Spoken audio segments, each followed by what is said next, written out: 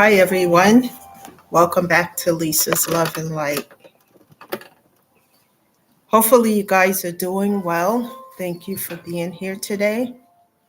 Um, Today is Tuesday, and I hope you guys are doing well.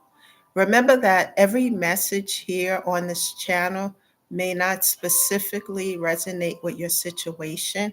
However, I do a variety of um, videos related to situations that lead to pain, grief, and it leads to us having to do the work to heal these things. So if these messages resonate, please tune in because if it doesn't resonate today, a message on a different day might resonate with you guys.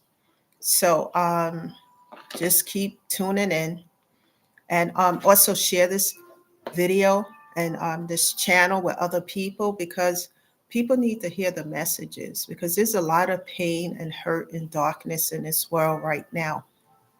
And people need to know that there's help, hope, so that they don't have to stay and be in a place of despair and pain.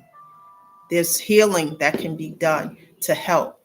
Now, with the healing process, please keep in mind that you will always have scars if it's related to um, pain due to pain that's inflicted by someone else, or if it's related to grief due to the loss of a loved one. You're going to feel that emptiness within you. However, you can get past it, is what I'm saying here. It's important to know that you don't have to stay in a place of pain and agony and depression and despair, which can lead to other problems. And remember that embracing your life is so important, guys. Embrace life to the fullest, regardless of what's going on in the world today. There is still hope. So, with that being said, let's get into this topic of discussion today. It's a little bit different, a little intense, but necessary because someone who's listening to these videos, especially today, may need to hear this message. And when I talk about these variety of topics, I myself have gone through each and every one that I speak about on this channel.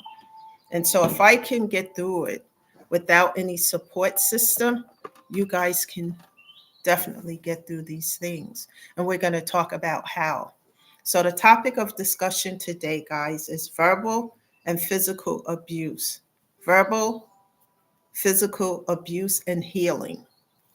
Many people who might be watching this, whether male or female, or female or male, um, have dealt with this. And when I say men, they could be or had a situation where they were abused by an ex or by family members. Abuse is abuse, whether it's in a relationship setting or in a family setting. Um, it still takes a toll on our physical and mental health. So, verbal and physical abuse is not love. And when someone tells you they love you, but they are constantly abusing you, whether it's on a verbal level or a physical, both of these things lower your self esteem and it makes you feel worthless, depending on how severe these things are. And I'm talking from experience. It is a lot of these things are done, whether in a romantic setting or family or some other situation, is done. Um, it is a source to control that person so that they stay in their so called place. And I'm talking about this because these things destroy your life, it never enhances anything. Real love will come into your life to enhance it. It won't feel difficult. It won't feel like a burden. It will just fit the way it's supposed to. Real love, whether it's a romantic setting or whether it's family or otherwise, whatever it may be. Real love, you will see and know notice the difference. Um, Negative words and physical abuse can leave scars that last a lifetime. I'm not sure, I talk to some women and they tell me that the verbal part of the abuse stays with them mentally longer than the physical. In my case, both are really bad. um, and I talk about it. You see, and when people want to come near you, yesterday I did something about drama starters. And when people come near you and they want to bully you and they want to bring more pain and negativity to your life, and you have healed those things, and you've gone through the worst and the most, people should think before they just randomly start choosing someone to bully, because there is such a thing as adult bullying today. And I've gone through the most and the worst. And I talk about the longest relationship I had was nearly 10 years. And I did everything in my power to make that relationship work, guys. Um, I was, let's see, this is why I'm so more today about my independence and peace and etc. I was a single mom and I was working. Um, and I met someone who came into my life, and like I said, as a learning experience, because people and situations come into our life for a reason, a season, a lifetime, or a lesson. And this definitely was a lesson. And you know how you break up, you get back together, you break up. I tried to do couples therapy, but this ex didn't want to do it. They said yes, but never really showed up for it, never put forth the effort for it. I was made to feel because this ex made more and had more than I did, um, made me feel less than zero. Remember the movie? Some of you might know that movie, Less Than Zero, but literally, my self esteem was shot, guys. Um, and I felt like jumping through hoops to try to please this ex. Nothing I did was never right.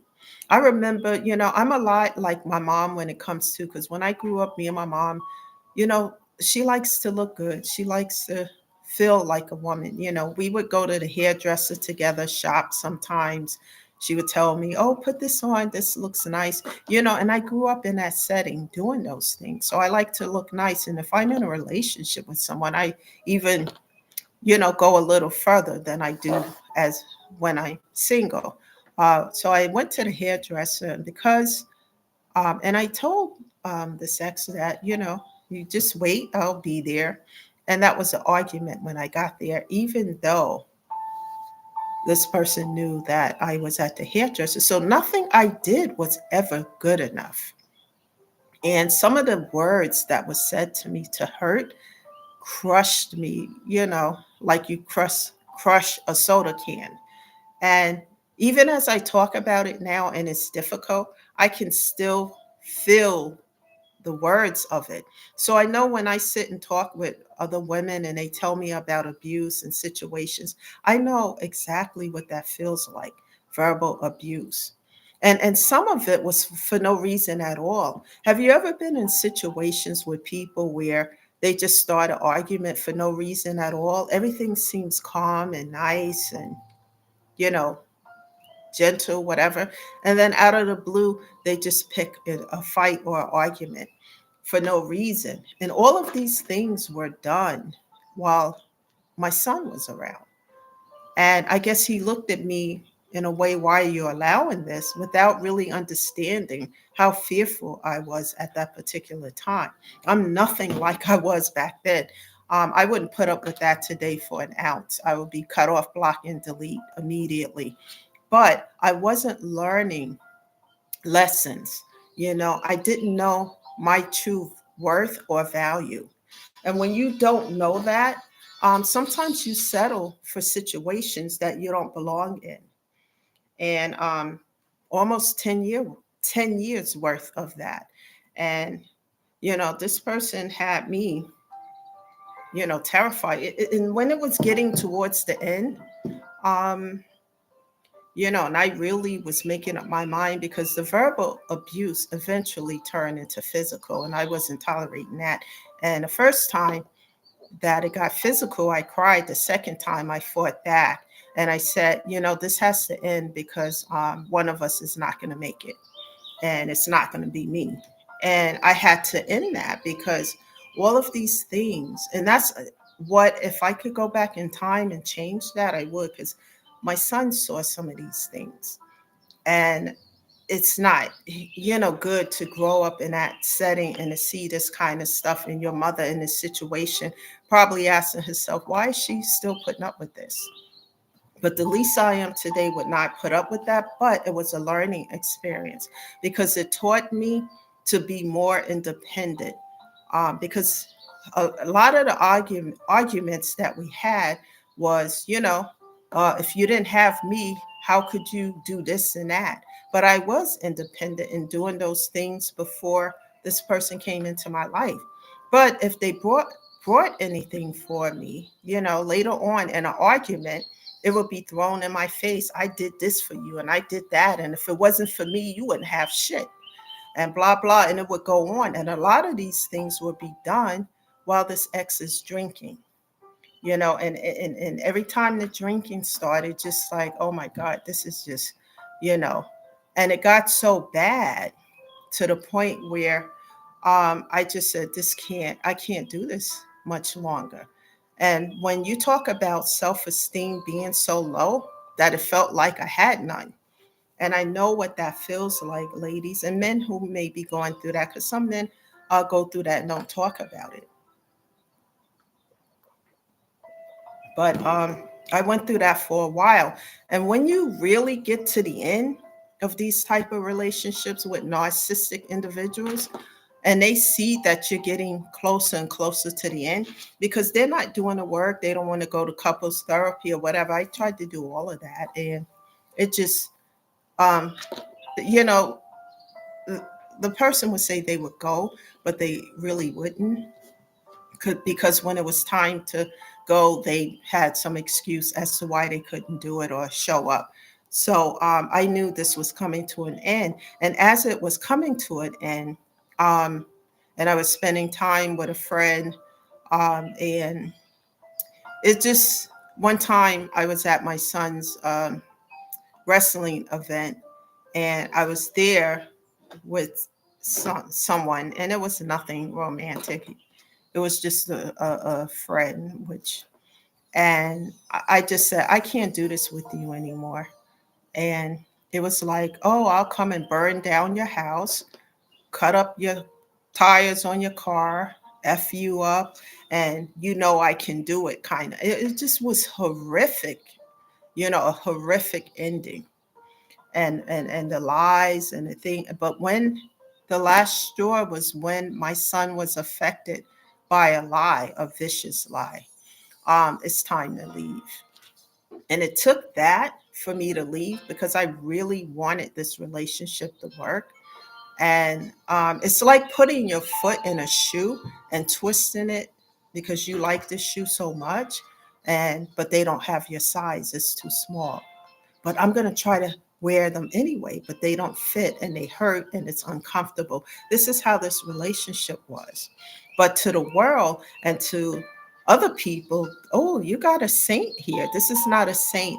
A narcissistic individual know how to be charming. They know how to put on a front in front of the world and make people believe they're the best thing that's out there. And behind closed doors, I was suffering, dealing with a whole lot of verbal abuse, until it got physical. Because the second time of the physical abuse, I fought back, and that was pretty much it.